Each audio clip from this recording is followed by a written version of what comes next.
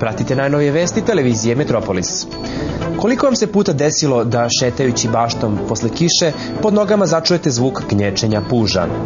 Ne morate ni da pogledate na zemlju, jer već vam je na savesti tužna činjenica da ste upravo oduzeli život jednom stvoru. Još jedan korak i još jedan zgnječeni puž. Gde god da zakoračite, ubićete nekog. Ne krivite sebe. Širom Srbije svakodnevno biva zgnječeno skoro 2000 puževa. Ako pomnožimo tu brojku sa skoro 10 godina ovakve situacije, shvatit ćemo razmere ovog ljigavog masakra.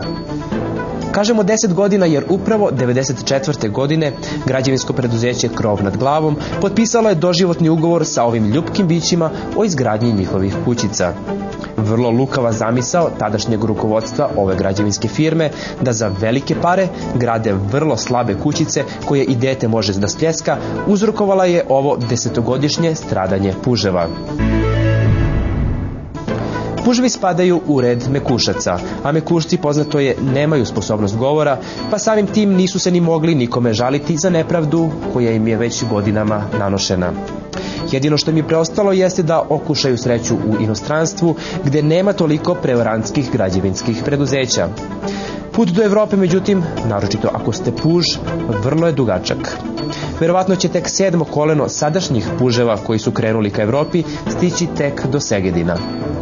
Sadašnje rukovodstvo građevinskog preduzeća Krov nad glavom nije preterano zabrinuto kritičnim uslovima stanovanja srpskih puževa.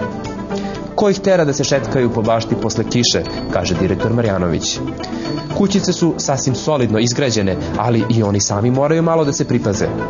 Uostalom, na papiru lepo stoji da je reč o doživotnom ugovoru, zaključuje Marjanović i vodi nas u razgledanje novih tipova kućica za puževe. Pratili ste najnovije vesti televizije Metropolis, ostanite dalje uz naš program.